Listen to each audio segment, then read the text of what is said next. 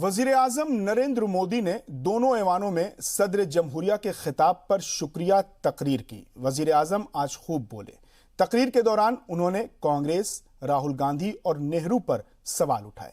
तकसीम हिंद में हुई सियासत को भी उजागर किया और बाबाए कौम महात्मा गांधी से अपनी मोहब्बत का भी इजहार किया। डंडे मारने वाले बयान पर भी मोदी ने जबरदस्त जवाब दिया।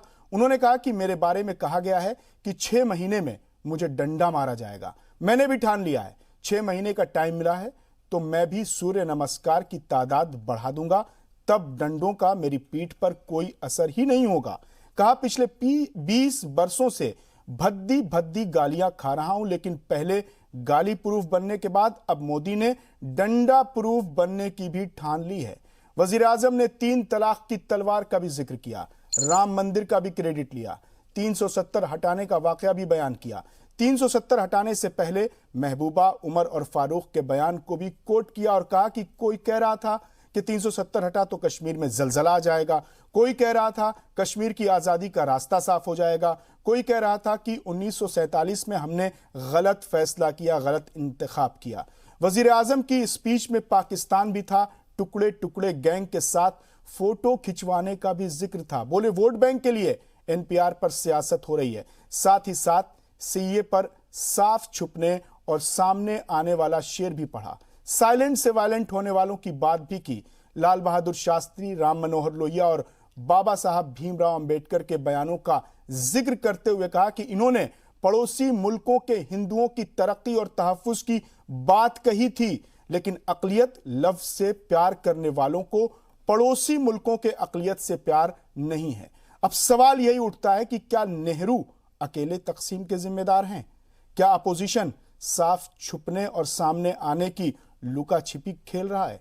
क्या एंटी सीए मुजाहिरों के नाम पर तशद्दुद हो रहा है? इन तमाम सवालों के जवाब आज अपने मेहमानों से लेंगे। आज के मुद्दा में हमने 5 सवाल पूछे हैं, इसी के इर्द गिर्द हमारी बहस होगी। हमारा पहला सवाल है कि गाली, गोली और डंडे मारने वाले बयान कौन सी सियासत का आगाज कर रहे हैं? जी हाँ, ये किस तरह की सियासत और किस तरह की रिवायत शुरू हो रही है? हमारा दूसरा सवाल है कि क्या वजीर आजम का ओहदा पाने के लिए खींच दी गई मुल्क में तकसीम की लकीरें या तकसीम के जिम्मेदार और भी लोग? हमारा तीसरा सवाल है कि साइलेंट से वायलेंट तक का सफर किसने और कब तय किया? हमारा चौथा सवाल है कि क्या शहरियत के नाम पर मुजाहरा नहीं तशद्दुद हो रहा है, जैसा कि आज वजीर आजम ने बोला है? हमारा पांचवा सवाल है कि साफ छुपते भी नहीं, सामने आते भी नहीं, ये खेल कौन खेल रहा है? इन्हीं 5 सवालों के इर्द गिर्द आज हमारी बातचीत होगी। इस पर बात करने के लिए हमारे साथ स्टूडियो में मौजूद हैं यासिर जिलानी साहब, बीजेपी के तर्जुमान हैं, विजय कौशिक साहब कांग्रेस के लीडर हैं, राजीव रंजन साहब हैं, सियासी तज्जियाकार हैं। अब तमाम मेहमानों का इस्तकबाल है। यासिर जिलानी साहब, आज वजीर आजम ने अपोजिशन पर तंज कसते हुए एक शेर पढ़ा, बड़ा पुराना शेर है कि खूब पर्दा है कि चिलमन से लगे बैठे हैं, साफ छुपते भी नहीं, सामने आते भी नहीं। देखिए, इस शेर को समझने की ज़रूरत है।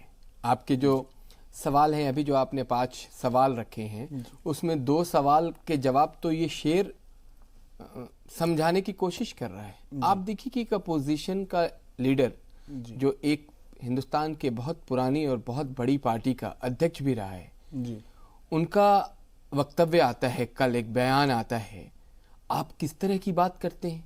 ये भारतीय राजनीति के संस्कार नहीं है कि आप किसी को कहिए कि वो तो डंडे से मारे जाएंगे।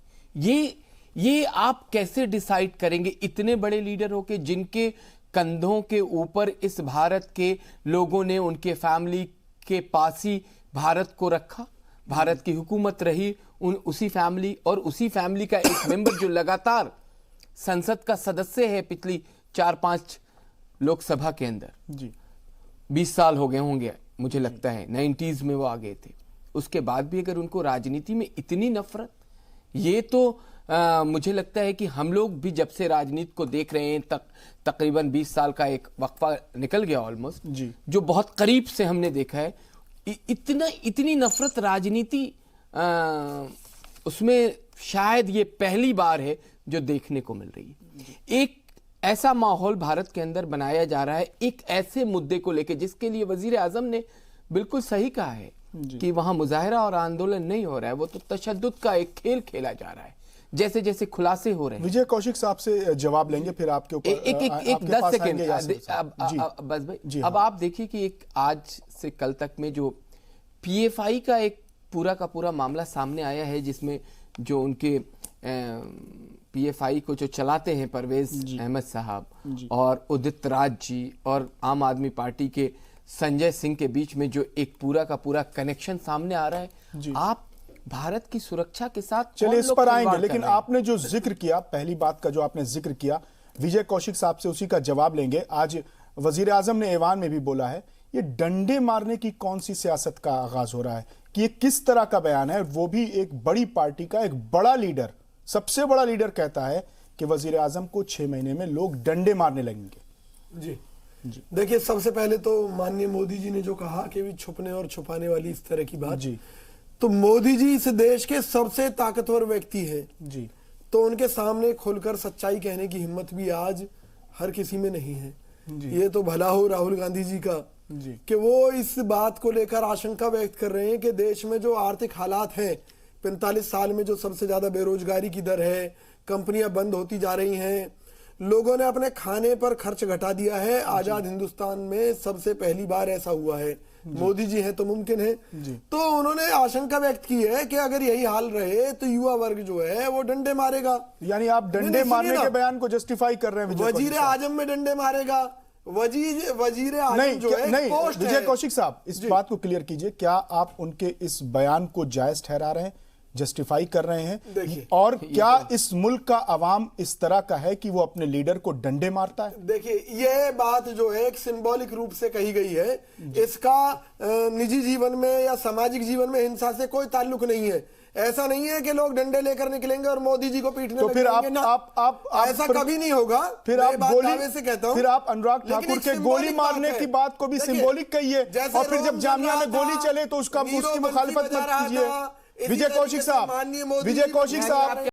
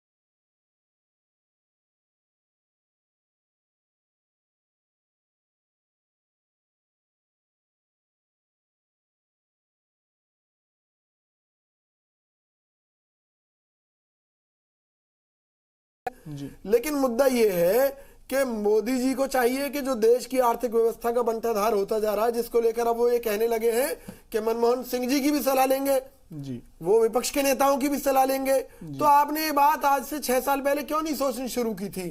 क्यों आपने विपक्षी नेताओं को जबरदस्ती ईडी के नोटिस, सीबीआई की जांच और चलिए उस पर आएंगे, राजीव रंजन जी, नीतियां अपनाई जो कि लोकतांत्रिक व्यवस्था में कभी भी सही नहीं कही जा सकती। जी राजीव रंजन जी, लोग सवाल उठा रहे हैं, वजीर आजम ने दोनों ऐवानों में तकरीर की, जमकर बोले, उन्होंने 370 का जिक्र किया, उन्होंने 3 तलाक का जिक्र किया, उन्होंने राम मंदिर का जिक्र किया, उन्होंने गिरती मईशत का जिक्र किया, उन्होंने एनपीआर का जिक्र किया, उन्होंने सीए और एंटी सीए प्रोटेस्ट का जिक्र किया, लेकिन लोग कह रहे हैं कि वजीर आजम ने गोली चलने वाले वाकये का जिक्र नहीं किया। मैं आपको बताना चाहता हूं, सबसे पहले मैं विजय कौशिक जी के बात को खंडन करना चाहूंगा कि विजय कौशिक जी जिस बात को वो एक्सेप्ट कर रहे हैं और उसको वो प्रस्तुत करना चाहते हैं जनता के बीच में, तो इस चीज को पूरे देश और पूरा दुनिया जानता है कि उनके जुल्म, जो कांग्रेस पार्टी थी उन्होंने जुल्म किया और जुल्म का सजा उनको मिला। वो सबको पता है। क्या जुल्म किया, जुल्मों की फेहरिस्त भी बता दें। वो सबको पता है कि क्या जुल्म किया विजय कौशिक जी। आप मान रहे हैं ना, आपको भी पता जुल्म है। किया, नहीं, सजा नहीं, मिली, सजा तो मिली। मोदी जी अगर जुल्म कर रहे हैं तो उन्हें भी सजा मिलेगी। सजा आपको नहीं। तो मिल चुकी है। आप मोदी जी मुझे को क्या बताइए। मिलेगी विजय कौशिक जी, मैं आपको अरे, बता देता हूँ। फिर आप खुद ही बता रहे हैं कि जुल्म करने वाले को सजा मिलती है, तो मोदी जी जुल्म करेंगे तो मोदी उनको जी भी सजा जुल्म नहीं मिलेगी। कर रहे हैं। मैं आपको नहीं, इस चीज को कर रहे हैं, क्लियर नहीं कर रहे। ऐसा वो मैं मुद्दा नहीं एक है। डंडे की बात कर रहा अगर हूं। मोदी जी जुल्म कर रहे हैं तो क्या उनको सजा मिलेगी? बिल्कुल जुल्म नहीं कर रहे हैं, आपको ये पता नहीं है। वही बात की बात क्या है? आप हमारी बात अगर को सुनिए। मोदी जी अगर नहीं होता है, अगर की क्या बात होती है? अगर की बात ही नहीं होती है। आपका जो कांग्रेस पार्टी के द्वारा जो जुल्म किया गया, आज जो आप सत्ता के बाहर हैं, आज जो आप विपक्ष में भी पूर्ण रूप से नहीं बैठ रहे हैं, उसका रीजन क्या है? रही बात, दूसरी बात मैं बताता हूं। आपके जो नेता है, जो वजीर आजम के विरुद्ध, आप एक देश के प्रधानमंत्री, एक ऐसा नहीं है कि एक पॉलिटिकल पार्टी के अगेंस्ट बात नहीं कर रहे हैं, किसी भारतीय जनता पार्टी के अध्यक्ष के विपक्ष बात नहीं कर रहे हैं, आप देश के वजीर आजम के अगेंस्ट बात कर रहे हैं। और इस तरह का भड़काऊ भाषण, इस तरह का जो कहेंगे अशोभनीय है। अगर राहुल गांधी तो भाजपा सरकार को मुकदमा दर्ज कराना चाहिए। नहीं, वो कराया जाएगा ना, वो कराना चाहिए, नहीं कराना चाहिए, वो कराया जाएगा या देखा जाएगा। राजीव रंजन जी, तो फिर जो बीजेपी के लीडरान ने जो दिल्ली इंतखाबात के दौरान जो बयानात दिए हैं, गोली मारने से लेकर आईएसआईएस का अड्डा तक बताया है शाहीन बाग को, क्या इसको भी आप इसका भी खंडन करते हैं, इसकी भी मजम्मत करते हैं? मैं बिल्कुल खंडन करता हूं। मैं आपको एज ए पॉलिटिकल एनालिस्ट मैं बिल्कुल खंडन कराया आपने उसमें। एक मिनट मैं बता रहा हूं, इसको खंडन करता हूं कि अगर इस लोकतंत्र में सबको जो अधिकार है, अधिकार दिया गया है, संविधान ने अधिकार दिया है, उस अधिकार के तहत जो बैठा है, जहां पे जो काम कर रहा है, लेकिन आप उसके विरुद्ध अशोभनीय बात नहीं कर सकते। वो इजाजत नहीं देता, कानून इजाजत नहीं देता है। इसमें कोर्ट के पास पावर होता है कि वो अगर उनको लगेगा कि उनके भाषण से, उनके स्पीच से वो भड़काऊ भाषण हो रही है, उससे किसी भी तरह की घटना घट सकती है, तो वो कोर्ट कॉग्निजेंस ले सकता है। इसके अलावा अगर जो भी पार्टी है वो इंटरवेन कर सकते हैं। पार्टी का मतलब है कि केवल पॉलिटिकल पार्टी नहीं, कोई एनजीओ अगर उसमें इंटरवेन करना चाहता है, कोई आम नागरिक इंटरवेन करना चाहता है, गुमराह ना करें। नहीं, गुमराह नहीं कर रहा हूं। कौशिक साहब, राजीव रंजन जी ने खुले तौर पर इसका खंडन किया, इसकी मजम्मत की। आप क्या डंडे वाले बयान की मजम्मत करते हैं? कहीं खंडन नहीं किया। भारतीय जनता पार्टी ने करेंगे खंडन। सुन लीजिए, गलत बात सुन लीजिए, खंडन नहीं करेंगे। खंडन भारतीय जनता पार्टी नहीं करेगा।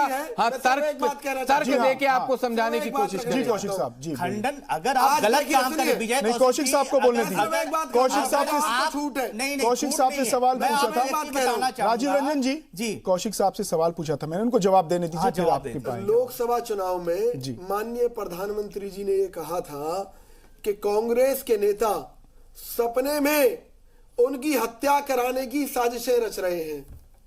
अब ये बताइए कि मोदी जी तो कांग्रेसियों के सपने में जाकर पता लगा लेते हैं कि कांग्रेसी उनकी हत्या के सपने देख रहे हैं, तो क्या राहुल गांधी जी आशंका व्यक्त नहीं कर सकते कि ये जो हालात चल रहे हैं 6 महीने बाद में युवा उनको डंडे मारेंगे वजीर आजम जी को? यानी आप लगातार आप उस बयान पर बने हुए हैं, आप उसकी मजम्मत नहीं कर रहे हैं, यानी आप भी उसी मानसिकता की हिमायत कर रहे हैं जिसके लिए आप मुखालफत कर रहे हैं। तो यासिर जिलानी साहब आज की तरह ये नहीं कहा कि गोली मारो। कौशिक साहब, यासिर जिलानी साहब, आज वजीर आजम ने कहा है कि मुजाहिरों के नाम पर तशद्दुद हो रहा है, और उसी जिम्न में उन्होंने ये शेर पढ़ा कि खूब पर्दा है कि चिलमन से लगे बैठे, यानी ये अपोजिशन जमातें सामने आ भी नहीं रही हैं, छुप भी नहीं रही हैं, और इन मुजाहिरों को हवा दे रही हैं और तशद्दुद हो रहा है। जी जी जी जी, जी। देखिए, मैं आपको बताऊं, एक तो सबसे पहले समझने की जरूरत है कि संस्कार देखिए।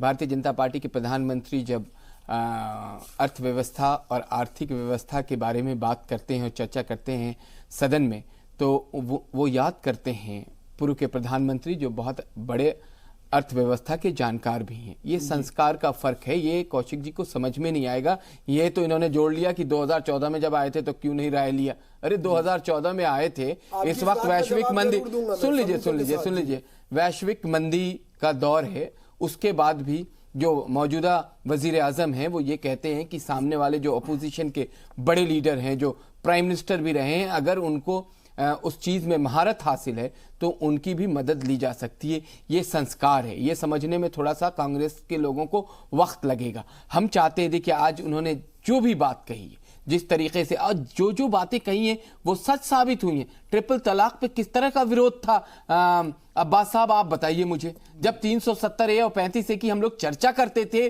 तो लोग स्टूडियो के अंदर ऐसा माहौल खड़ा कर देते जैसे जलजला आ जाए, जो आज उन्होंने कहा। और इस तरह की बात उन्होंने खुद अपने से नहीं कहा, ये कोट करा है जिन नेताओं ने पहले कोट कर रखा है पिछले 3 साल के अंदर अंदर में। ये कोई बहुत बड़ा वक्फा नहीं बीत गया कि एक बहुत बड़ा जमाना गुजर गया और हम तब बात कर रहे हैं। ट्रिपल तलाक में आपने भी देखा और हमने भी देखा कि किस तरीके से जो रिलीजियस लीडर थे, जो पॉलिटिकल पार्टीज के प्रवक्ता थे, वो कहते थे कि अरे इसमें ये तो हमारे शरिया के ऊपर डायरेक्ट सरकार हमला कर रही है, हम इसको बर्दाश्त नहीं करेंगे, हम तो सड़क पे आ जाएंगे, हम ये करेंगे। सब शांत हो गया क्योंकि उनके अंदर एक ऐसी इच्छा के साथ वो काम कर रहे हैं जिसमें वो सबको साथ लेके चलने की सोच रखते हैं। अब इन्हें देखिए, ये सारे के सारे मुद्दों पे कांग्रेस फैल रही है, कांग्रेस सामने रही है। आज इनके नेता इतने हताश हैं कि वो मारपीट करने की बात पे आ गए। आप पूरे के पूरे चुनाव में कहीं दिखाई नहीं दिए। चुनाव में जिस दिन आप अवतरित होते हैं उसी दिन आप ऐसा बयान देते हैं कि हिंदुस्तान और दिल्ली की जनता समझ जाएगी कि आप क्यों आए हैं, क्योंकि दिल्ली में ना 3 में ना 13 में कांग्रेस है, कहीं वजूद नहीं। उस पर भी बात करेंगे। विजय कौशिक साहब का भी जवाब लेंगे। यहां वक्त हो गया एक मुख्तसर से वक्फे का, वक्फे के बाद जल्द हाजिर होते हैं।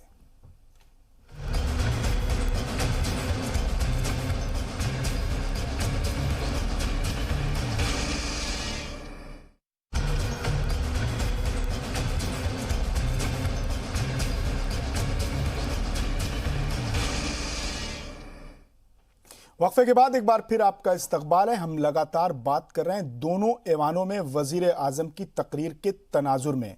विजय कौशिक साहब से इसका जवाब लेंगे इस सवाल का। वजीर आजम ने आज कहा कि लोगों ने वजीर आजम का ओहदा पाने के लिए, पीएम कुर्सी पाने के लिए हिंद की तकसीम कर दी। तो इस हिंद की तकसीम, इस मुल्क की तकसीम का जिम्मेदार कौन है? अगर नेहरू है तो क्या अकेले नेहरू ही जिम्मेदार है? देखिए, मैं ये कहना चाहता हूं कि ये बातें केवल देश की जनता को बहकाने के लिए, मुद्दों से ध्यान हटाने के लिए की जा रही हैं और संसद में भी इन सब चीज़ों का इस्तेमाल चल रहा है। अभी मेरे भाई बड़ी तारीफ कर रहे थे कि माननीय मोदी जी पूर्व प्रधानमंत्रियों की बड़ी इज्जत करते हैं और तमाम तरह की बातें कही गई कि बड़ा मान सम्मान करते हैं। माननीय प्रधानमंत्री जी खुलेआम हर मंच से कहते रहे हैं कि 70 साल इस देश को लूटा गया है। यानी कि अब तक जितने भी प्रधानमंत्री इस देश में बने हैं वो सब लुटेरे थे जिन्होंने इस देश को लूटा। इन्होंने तो माननीय लाल बहादुर शास्त्री जी को भी लुटेरा घोषित कर दिया, इस तरीके से अटल बिहारी वाजपेयी जी को भी कर दिया, मनमोहन सिंह जी को भी कर दिया। अब किस मुंह से कह रहे हैं माननीय प्रधानमंत्री जी कि वे मनमोहन सिंह जी की सलाह लेंगे? ये तो ऑन रिकॉर्ड मुद्दे हैं जिन्हें मैं कह रहा हूं। अब बात आ जाती है कि भी देश के विकास की, तो इसमें कोई शक नहीं है कि आज हमारा देश हर तरीके से दुखी मुल्क है दुनिया का। कैसे? ऑन रिकॉर्ड बता रहा हूं। हैप्पी इंडेक्स में हमारे देश का नंबर 159, 159 नंबर हुआ। यानी कि 159 दुखी देशों के लोगों में हमारा नंबर कौन से नंबर पर है? पहले नंबर पर है।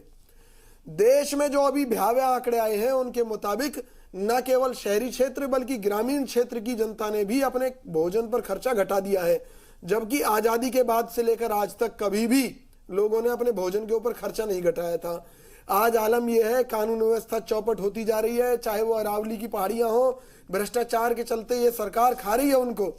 आज सारे जितने भी सरकारी संसाधन है उनको बेचने की तैयारी है, चाहे LIC हो, चाहे कोई भी सरकारी संस्थान हो, एयर इंडिया हो, कोई भी हो, सब बेचे जाने की प्लानिंग है।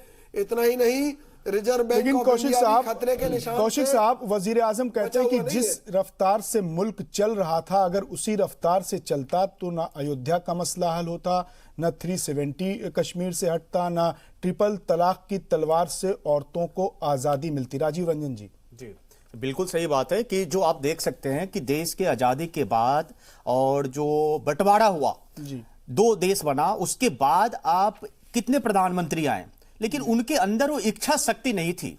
इच्छा शक्ति अगर होती तो निश्चित रूप से जो टेम्पररी प्रोविजन लाया गया था उस टेम्पररी प्रोविजन को परमानेंटली उसको खत्म कर दिया गया होता।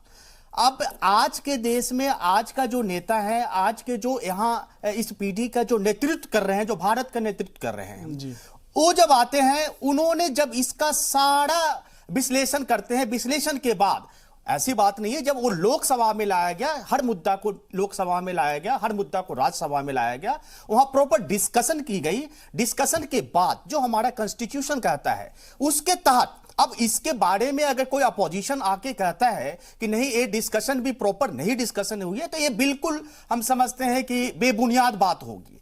उसके बाद 70 साल में जो इन लोगों ने इच्छा शक्ति नहीं दिखाई, चाहे कोई भी प्रधानमंत्री रहा हो, किसी भी पार्टी का प्रधानमंत्री रहा हो, किसी भी राज्य से आते रहे हो, लेकिन आज के डेट में ये तो मानना पड़ेगा, विजय कौशिक जी को मानना पड़ेगा, पूरे देश की जनता को मानना पड़ेगा कि आज अपनी इच्छा शक्ति से जो वजीर आजम हैं, उन्होंने जो जो मुद्दा को लाया, उस मुद्दे को उन्होंने भली भांति अपने संसद भवन से और अपने राज्यसभा से दोनों को पारित करा के उसको जनता को, देश को एक नया आयाम दिया, एक नई किरण दी और एक पहचान दिया, जिससे कि लोगों के अंदर जो एक आत्मशक्ति बढ़ी। और आत्मशक्ति बढ़ने का जो पीछे आप समझ सकते हैं कि लॉजिक है। ऐसा नहीं है कि कोई भी अगर निश्चित रूप से अगर वह किसी भी तरह का कानूनी प्रक्रिया के अंतर्गत नहीं लाया गया, नहीं आया, तो उसके पीछे लॉजिक है। और लोगों ने जो देश का प्रतिनिधित्व करने वाले, चाहे वो सांसद हो, राज्यसभा सांसद हो या लोकसभा के सांसद हो,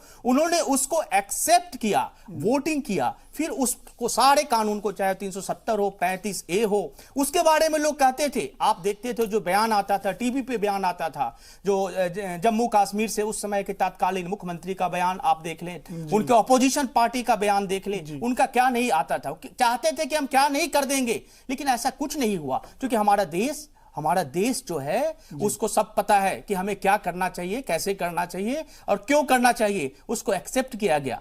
एक्सेप्ट करने के पीछे जो रीजन हुआ, यही रीजन था कि लोगों को ये पता साहब, जब कश्मीर में 370 हटाया जा रहा था, उससे पहले जब इसकी आहट महसूस की जा रही थी, तो महबूबा मुफ्ती ने कहा था कि खून की नदियां बह जाएंगी, कश्मीर जल जाएगा। उमर अब्दुल्ला ने कहा था कि जलजले आने लगेंगे।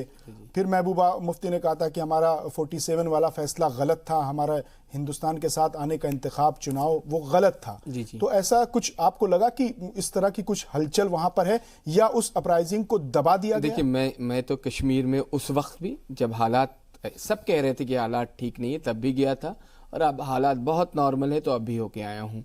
आपका वही जो वजीर आजम ने जो शेर पढ़ा है, वो मैं इसको एक बार और दोहराऊंगा और उसके बाद सारी बातें रखूंगा कि खूब पर्दा है कि चिलमन से लगे बैठे हो जी, साफ छुपते भी नहीं और सामने आते भी नहीं जी। आप बताइए कि 10 साल पहले NPR कौन लेके आया था जी, और आप आज के डेट में हिंदुस्तान को गुमराह कर रहे हो। फिर आप कश्मीर के राग लापने लगते हो। अगर आपकी इच्छा शक्ति मजबूत होती, आप अपने इरादे में मजबूत होते, तो कश्मीर में आपने कितनी कैसी हरकतें करी, कश्मीर के नेताओं को आपने कैसे भर्म में रखा और उनसे कैसे बयानात दिलवाए। जलजला तो बहुत वैसी बात कर रहे थे, वो तो कह रहे थे कि हमसे जो सबसे बड़ी भूल हुई कि हमने कश्मीर को भारत में उस वक्त मिलाने की हमारे आबा अजदाद ने जो कोशिश, उन पे भी सवाल उठा रहे थे। लेकिन आज आप बताइए कि कश्मीर के पूरे घाटी में आप जाइए, श्रीनगर, बारामूला, गांदरबल, गुलमर्ग, सोनमर्ग या ऊपर वाले भी इलाके में आप जाएंगे तो लोग खुश हैं। लोगों को लगता है कि वो डायरेक्ट आज के डेट में सेंट्रल से कनेक्ट हो गए हैं। वहां पे जो अफसरान हैं वो काम कर रहे हैं, भ्रष्टाचार वहां कम हुआ है, वहां के महकमे में अब जो ट्रांसपेरेंसी है और जो जवाबदेही है वो बहुत ज्यादा बढ़ गई है। पहले जो आप बहुत आसानी से काम नहीं कर सकते थे, आज वहां काम हो रहा है। कश्मीर के लोगों से आप जब भी बात करेंगे, फिर इन्होंने बीच में हंगामा कराया। और देखिए, आपको दूसरी तरफ भी ये अपनी नजरिया रखना है कि जो ये सारा का सारा आप CAA को लेके आंदोलन खड़ा किया गया, उसमें किस तरह के बयानात आ रहे हैं इन्हीं के लीडर्स के। खास करके सबसे ज्यादा अगर इनके स्टेज पे कोई जा रहा है तो कांग्रेसी लीडर हैं। वो कश्मीर के लिए क्या कहते हैं, प्ले कार्ड लेके कहते हैं कश्मीर को आजाद कर दीजिए। अरे कश्मीर को कैसे आजाद? कश्मीर भारत का अभिन्न हिस्सा। विजय कौशिक साहब से इसका जवाब कश्मीर हमारा सिरमौर और मुकुट है। विजय कौशिक साहब, आप उसको किससे अलग करने की बात करते हैं? जो बातें बता रहे हैं कि 370 हटने के बाद कश्मीर में खुशहाली है, बहाली है, तरक्की है, सरकारी महकमों में ट्रांसपेरेंसी है, युवाओं में, नौजवानों में जोश है, बहुत पॉजिटिविटी है। क्या आपको लगता है कि ये हकीकत है या सूरत हाल इसके बरक्स है? भाजपा ने है ना इन लोगों को ऐसी ट्रेनिंग दी है कि ये केवल झूठ और झूठ लोगों के बीच में परोसते हैं।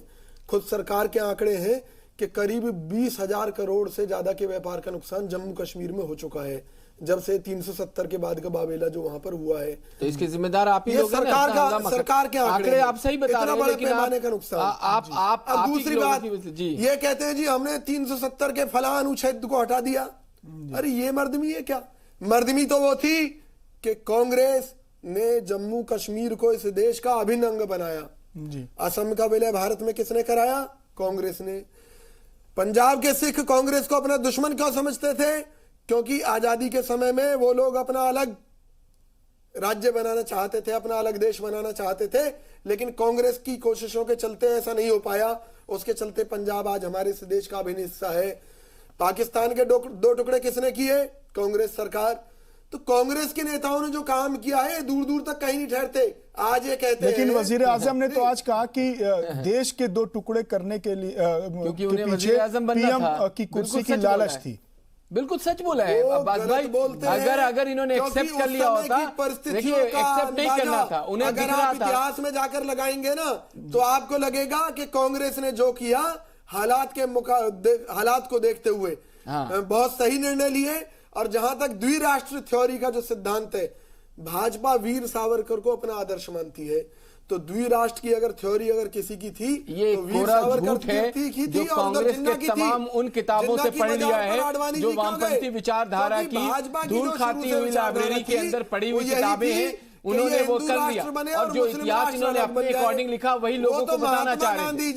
लेकिन अब इस बदलते हुए हिंदुस्तान में इनको प्रॉब्लम ये हो रही है कि उस इतिहास को कोई घास नहीं डाल रहा है, उस इतिहास पे कोई चलने को तैयार नहीं। अब जो नौजवान है उसने जो इतिहास पढ़ा, जिसकी वजह से इनके जो नेताओं ने छल और कपट किया भारत के साथ, इनके नेताओं ने लूट। चलिए हम बहस से हमारी अहम मुद्दा, हमारी बहस अपने मरकज से हट रही है।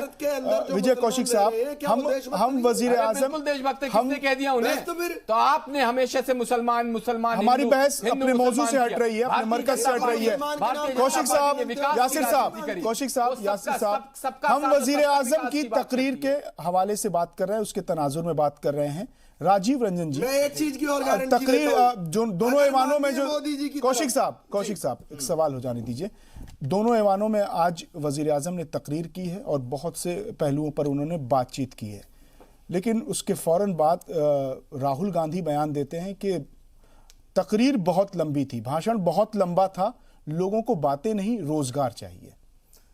अब्बास साहब, देश के वजीर आजम दोनों सदन को अगर वो संबोधित कर रहे हैं, उनको हर एक इशू, हर एक सब्जेक्ट को, अगर एक तरफ वो हर सब्जेक्ट को डील नहीं करते, फिर वही राहुल गांधी और जो अपोजिशन या जो भी पॉलिटिकल पार्टी फिर वो आती कि उन्होंने अपनी बातें रखी नहीं।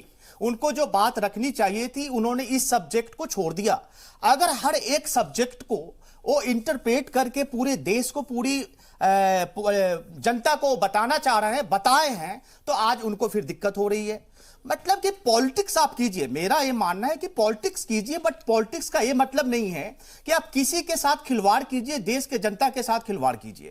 यहां पे जो राहुल गांधी जी का जो बयान आ रहा है कि इन्होंने बहुत लंबा टाइम लिया और लंबा टाइम लेने के बाद उन्होंने फिर देश के जनता को कुछ नहीं दिया, ऐसा नहीं है। उन्होंने जो कुछ दिया है पूरे देश को पता है, पूरे जनता को पता है। नहीं, अगर तो लोग ग्राउंड पे भी कहते हैं कि वजीर आजम लफ्जों के जादूगर हैं, वो बातें करते हैं लेकिन अमल बहुत कम बातों पर हो पाता है। हालांकि वजीर आजम कहते हैं कि मैं जिस स्पीड से काम कर रहा हूं, लोगों को इस पर भी एतराज है कि ये इतनी जल्दी में क्यों है, इतनी तेजी में क्यों है। अब्बास साहब, आज जो हमारे देश के वजीर आजम है, जो प्रधानमंत्री हैं, उनका जो आप सक्षमता, उनकी कैपेबिलिटी अगर आप देखेंगे, अगर आप कंपैरिजन करें, एक्चुअली मैं एक लॉजिकल, अगर कभी विजय जी के साथ हम कभी बैठते हैं तो फिर मैं डिस्कस करके बताऊंगा पूरे जो डाटा है, डाटा के अकॉर्डिंगली जब आप कंपेयर करेंगे, आप लिविंग स्टैंडर्ड आज के देख ले 7 साल पहले और आज का अगर लिविंग स्टैंडर्ड आपका डिक्रीज किया होगा, तब ये बताएंगे कि नहीं जी आज हमारी स्थिति खराब हो गई है।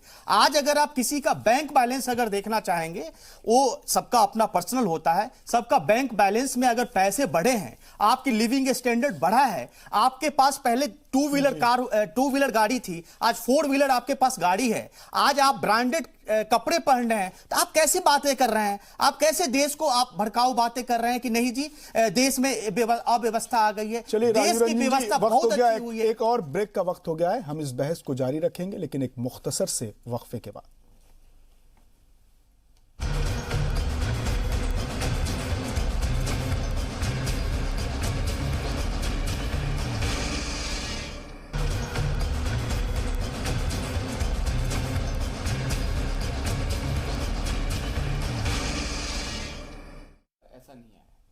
वक्फे के बाद एक बार आपका फिर से इस्तकबाल है। आज का मुद्दा में हम बात कर रहे हैं दोनों ऐवान में वजीर आजम की तकरीर के तनाजुर में। विजय कौशिक साहब, वजीर आजम की ने आज शाहीन बाग में जो हो रहा है उस पर लेफ्ट और कांग्रेस पर तंज करते हुए कहा कि जो हो रहा है वो देश देख रहा है, लोग देख रहे हैं और लोगों की खामोशी जरूर कुछ न कुछ नतीजा निकालेगी। अगर लोगों की खामोशी ने कोई नतीजा नहीं निकाला अथवा बीजेपी सरकार के खिलाफ निकाला तो फिर माननीय मोदी जी क्या कहेंगे? मैं आपसे एक चीज कहना चाहता हूं, इस चुनाव में जो 3 प्रमुख पार्टियां हैं, आम आदमी पार्टी कहती है कि हम शाहीन बाग के साथ खड़े हैं, माननीय मोदी जी की पार्टी कहती है कि हम शाहीन बाग के खिलाफ खड़े हैं, केवल कांग्रेस ही एक ऐसी पार्टी है जो ये कहती है कि हम देश के साथ खड़े हैं और देश की जनता के साथ खड़े हैं। लेकिन वहां पर फिर मणिशंकर अय्यर जाते हैं, वहां पर शशि थरूर जाते हैं, वहां पर जो लोकल आपके कांग्रेस के लीडरान हैं वो जाते हैं और पूरी तरह से बैकअप करते हैं। जब शाहीन बाग में लोग धरने पर बैठ गए, उनकी समस्याएं सुनने के लिए भाजपा सरकार का कोई नेता नहीं गया, तो कांग्रेस के नेता गए, जाना चाहिए। विपक्ष का धर्म उन्होंने निभाया, उन्होंने जाकर बात की कि तुम्हारी इन बातों को हम आगे तक पहुंचाएंगे और सरकार को आप लोगों से बात करनी चाहिए। दूसरी बात, राहुल गांधी जी ने जो कहा है, उन्होंने एक आशंका व्यक्त की है। मैं एक बात दावे के साथ कहता हूं कि माननीय मोदी जी देश के प्रधानमंत्री हैं, अगर कोई हाथ उनकी तरफ आगे बढ़ेगा तो कांग्रेस बीच में आकर खड़ी हो जाएगी लेकिन उन्हें कोई नुकसान नहीं पहुंचने देगी। लेकिन आज जरूरत है इस देश के युवाओं को रोजगार मिले, इस देश में एजुकेशन का सिस्टम अच्छा हो, इस देश के आर्थिक हालात सुधरे, इस देश में कानून व्यवस्था अच्छी हो, इस देश में एक ऐसा माहौल मिले कि आधी रात को भी अगर हमारी बहन बेटी कहीं सड़कों पर निकले तो उससे कोई खतरा ना हो। तो आज तो वजीर आजम ने इसका जवाब यासिर भाई से लेंगे। आज फिर वजीर आजम ने ऐवान में यही कहा है और खासकर मुसलमानों को उन्होंने कहा है कि मुसलमान इस मुल्क के शहरी हैं, उनका तहफ्फुज, उनकी हिफाजत इस मुल्क की जिम्मेदारी है कानून और आइन के मुताबिक। देखिए, हम लोग बार बार जब भी हमने चर्चा करी आपके साथ या दूसरे और भी चैनल पे, तो यकीन मानिए कि हमने जो भारत के मुसलमान हैं, जो आज़ादी के बाद 2 नेशन थ्योरी जो जिना की थी उसको रिजेक्ट करके रहने वाले मुसलमान भारतीय मुसलमान हैं और उनके तहफ़्फ़ुज़, उनकी हिफाजत की जिम्मेदारी भारत सरकार की होती है। वही वज़ीर आज़म ने आज फिर उनको एक तरीके से यकीन दिलाया है कि आपके साथ किसी तरह की कोई नाइंसाफ़ी नहीं होगी। देखिए, ये क्या है मसला ये है कि हम लोग जिस बात की बार बार चर्चा कर रहे हैं कि कांग्रेस क्यों चाहती है कि अनरेस्ट एक बने भारत के अंदर, उसको किसी हालत में सत्ता तक पहुंचने की वो रास्ता तलाश करने की उसकी कोशिश है, जिसमें उसको कहीं से कोई रास्ता नहीं मिल रहा है। उसको ये लग रहा है कि हम इस वक्त के हालात में जो आंदोलन कुछ लोगों ने खड़ा किया है, कुछ पॉलिटिकल मास्टर के कहने पे खड़ा किया गया है और वो गुमराह कर रहे हैं। बार बार जब उनसे सवाल करिए उन पॉलिटिकल मास्टर से जाके कि आपने जो आंदोलन खड़ा करा है उसका मकसद क्या है, आप चाहते क्या हैं, तो वो कहते हैं कि काला कानून आया है। कौन सा काला कानून आया है? तो वो कहते हैं CAA है। जब CAA की पे आप चर्चा करेंगे, उनके सामने ये रखा जाएगा ये कानून तो अफगानिस्तान, पाकिस्तान, बांग्लादेश से आए हुए जो लोग हैं उनके लिए होगा, जो प्रताड़ित और उत्पीड़न के शिकार होके आते हैं उनके लिए ये इम्पैक्ट और इफेक्ट करेगा। तो वो आ जाते हैं NRC पे। NRC के लिए क्लियर जो हमारे गृह मंत्रालय का सवाल जवाब इसी संसद ने दे दिया है कि कोई इरादा नहीं है NRC का हाल फिलहाल और अभी। उसके बाद वो फिर सवाल करते हैं। तो मुझे लगता है कि हमें थोड़ा सा अपने दिल को वसी करना होगा और हमें बात समझने की जरूरत है कि अगर वजीर आजम ने, और शुरू से जब मोदी 2 की शुरुआत हुई है संसद के पटल से, संसद के हॉल से, सेंट्रल हॉल से, किसके लिए खिताब किया वजीर आजम ने? हमारे मुस्लिम तबके के लोगों के लिए सीधे डायरेक्ट उन्होंने क्या बात वक्त आ कही गया और कि छल में छेद अक़लियतों करने के की साथ बात हो रहे करी, छल में छेद लेकिन करने का? लेकिन लेकिन अगर आज पे ही हम चर्चा करें, आज वाली जो उनकी स्पीच रही है, उस स्पीच में एक बात आप बता दीजिए अब्बास साहब, लेकिन कि उन्होंने जो जरा सा यासिर भी साहब, जी उन्होंने ये भी कहा है कि इस मुल्क में अक़लियत लफ्ज से लोगों को बहुत प्यार है, लेकिन अपने पड़ोसी मुल्कों के अक़लियतों की तरफ उनकी नजर नहीं जाती। वज़ीर आज़म तो ने देखिए ये तो सही है। आप बताइए कि हमारे पड़ोसी मुल्क के जो हालात हैं, जिस तरीके से वहाँ पे जो आपके अल्पसंख्यक लोग हैं और उन अल्पसंख्यक लोगों के साथ कैसी हरकतें की जा रही हैं, मास कन्वर्जन है, उनके धर्मस्थल को तोड़ दिया जाता है, उनको आज़ादी नहीं है पूरे तरीके से अपनी तो जो लोग जिंदगी को गुजर मुखालिफत बसर कर रहे हैं वो करने कह के रहे हैं लिए। कि हमें पाकिस्तान से क्या मतलब, हमें पाकिस्तान के लोगों से क्या मतलब, नहीं, आप हमें एग्जाम्पल, अच्छा अफगानिस्तान एक के बात लोगों से बताइए क्या मतलब। अब्बास साहब, आप किस तरीके से उन्हें समझाने की कोशिश करेंगे? आप आईन और दस्तूर की बात करते हैं, आप तिरंगा हाथ में लेते हैं और उसके बाद आप दंगे की बात करते हैं, तो कैसे संवाद होगा, कैसे हम कम्युनिकेट करेंगे? हमें ये इस सिचुएशन को खत्म करने की जरूरत। आप अच्छी सहाफत है, आपकी बड़ी रिसर्च के साथ आप अपनी सहाफत को पेश करते हैं। आप बताइए कि क्या शाहीन बाग में जो लोग बैठे हैं उनमें से 2 लोग भी ऐसे हैं जो हम लोगों के साथ आके सिर्फ सीएए पे चर्चा कर लें कि कौन सा मुसलमान डिटेंशन सेंटर में चला जाएगा,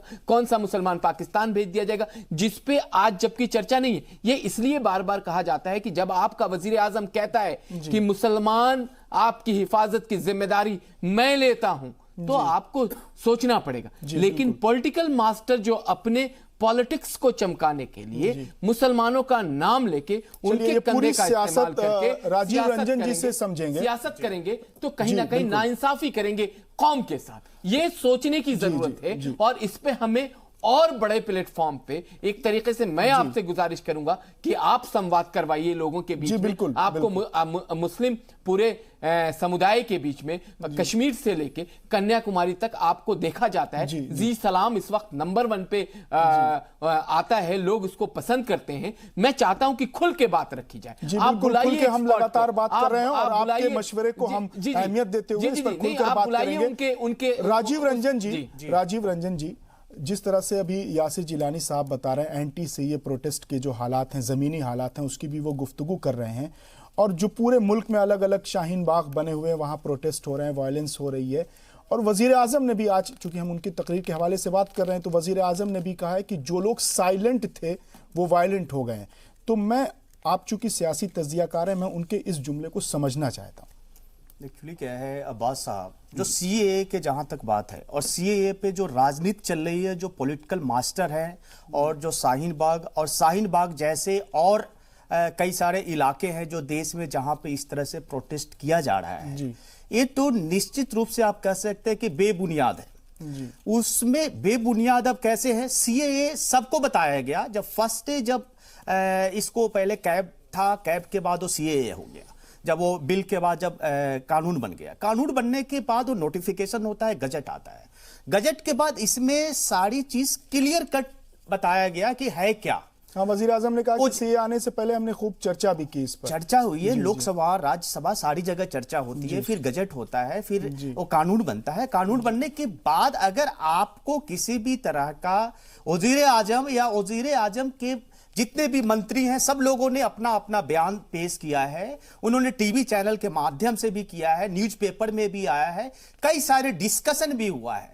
और सीएए में बहुत सिंपल सी बात है, कहा गया है कि भाई आपका कुछ लिया नहीं जाएगा, ये देने की बात हो रही है। हम समझते हैं विजय कौशिक साहब भी बहुत ही अच्छे नेता है, उनको भी पता है अगर हम पार्टी से ऊपर उठ के बात करें कि नहीं हमें विरोध करना है, तब तो एक अलग बात है, लेकिन हम विरोध करने की बात छोड़ दे और एक अच्छे मुद्दे पे बात करें, एक हेल्दी डिस्कशन करें, तो इस चीज को सब एक्सेप्ट करेगा कि सीएए जो लाया गया है उससे हमारे किसी भी भाइयों का, चाहे वो हिंदू हो, चाहे मुसलमान हो, चाहे वो सिख हो, चाहे वो ईसाई हो, उनको किसी भी तरह का नागरिकता पे किसी भी प्रकार का असर पड़ने वाला नहीं है। आज आपने देखा बयान में भी आ रहा है। अब प्रधानमंत्री, अभी मैंने पीछे देखा था कि शाहीन बाग से कुछ हमारी बहनें थी, बहनें का कहना था कि अगर प्रधानमंत्री जी अपने एक टेबल से इस चीज को अनाउंस कर दें कि सीएए से हमारा कुछ नहीं होना है तो हम अपनी धरना प्रदर्शन को खत्म कर देंगे। आज इस चीज का अनाउंस फिर से दोबारा से समझाया गया, दोबारा से किया गया, संसद भवन में किया गया। तो मुझे लगता है कि हमारी बहनें को जो वहां बैठी हैं उनको सोचना होगा, उनको दोबारा सोचना होगा और उनको अब से फिर से विजय कौशिक साहब, सवाल वही है कि सीए को लेकर क्या लोगों को गुमराह किया जा रहा है? अफवाहें ज्यादा हैं, हकीकत कुछ और है। सीए, एंटी सीए जो प्रोटेस्ट हो रहे हैं उसमें कांग्रेस शामिल है, उसको हवा दे रही है, इस तरह की बात है। और आज वजीर आजम ने भी कहा कि जो लोग एनपीआर ले आए थे आज उन्हीं को एनपीआर बुरा लगने लगा है। देखिए, इसको मैं भाजपा की ही साजिश मानता हूं, क्योंकि सबसे पहले भाजपा ने ये कहा, सरकार ने ये कहा कि ये जो सीए के नाम पर जो हिंसा हो रही है इसके पीछे कांग्रेस का हाथ है। बाद में कहा गया कि भी नहीं, इसके नहीं, तो आपके लिए दिखे ना, स्टेज पर दिखे ना, मणिशंकर अय्यर साहब गए।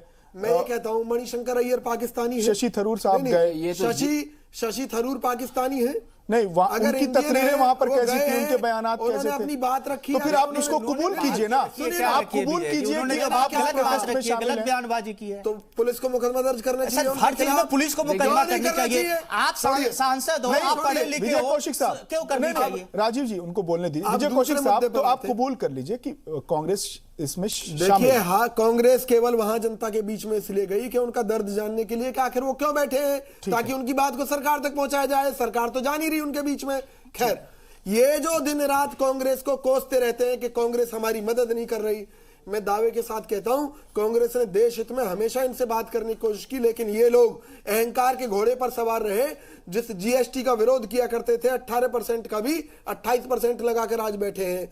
जिस एफडीआई का विरोध करते थे 49% का, आज 100% एफडीआई के रास्ते इन्होंने खोल रखे हैं। नोटबंदी सबसे बड़ा घोटाला है, देश को सबसे बड़ा नुकसान हुआ। बावजूद इसके भी हमने एक पत्र लिखा कांग्रेस पार्टी की तरफ से कि भैया, हमसे तुम्हें जो सुझाव चाहिए हम देश हित में मदद करने के लिए तैयार हैं, लेकिन इस सरकार को हमारी ना कोई सलाह चाहिए ना कोई सुझाव चाहिए, क्योंकि इन्हें मालूम है कि ये लोग इस देश को रसातल की तरफ ले जाने का काम कर रहे हैं। ये दिखावा कर रहे हैं कि देश को तरक्की की तरफ ले जा रहे हैं। 5 ट्रिलियन अर्थव्यवस्था की बात करते हैं ये डॉलर में। मैं ये दावे के साथ कहता हूं कि इनको विकास की परिभाषा नहीं मालूम है, हिंदुत्व के नाम पर राजनीति करते हैं, हिंदुत्व की परिभाषा नहीं मालूम है, इन्हें देश के इतिहास के बारे में नहीं मालूम है, वर्तमान की परिस्थितियों के बारे में मालूम नहीं है, तो एक अच्छे भविष्य का निर्माण कैसे कर सकते हैं? चलिए, हमारे पास वक्त की कमी है। देखिए, इनके पास प्रॉब्लम ये है कि ये पहली बार 44 के बाद में 50 में आए, इसमें भी भाजपा की साजिश है। मेरे पास आपको बता दूं, 44 पे आ गए, उसके बाद 50 पे आए, इसमें भाजपा की साजिश है। कौशिक साहब, यासिर साहब, एक सवाल लेते हैं, वक्त की कमी है, एक सवाल लेते हैं। सबसे सवाल एक ही है, उसका जवाब चंद अल्फाज में दीजिएगा। यासिर साहब से शुरुआत करते हैं कि क्या एंटी सीए जो मुजाहरा हो रहा है वो मुजाहरा नहीं, तशद्दुद हो रहा है? बिल्कुल तशद्दुद है, और उसके बीच जो तशद्दुद होने का कारण है वो ये है कि उसको पॉलिटिसाइज करके एक दल चाहता है किसी तरीके से अपने अस्तित्व को बरकरार रखने के लिए। जो वजीर, कम अल्फाज में 2 जुमलों। देखिए, ये कहते हैं कि अस्तित्व, मैं ये कह रहा हूं अस्तित्व तो जनता बनाती है और जनता मिटाती है। राजीव रंजन साहब, लोगों को भ्रमित किया जा रहा है, उसको मिसगाइड किया जा रहा है और देश हित के खिलाफ किया जा रहा है, जो ये किया जा रहा है। ठीक। तो नाज़रीन, आज हमने वजीर आजम के दोनों ऐवानों में हुई तकरीर के तनाजुर में बात की।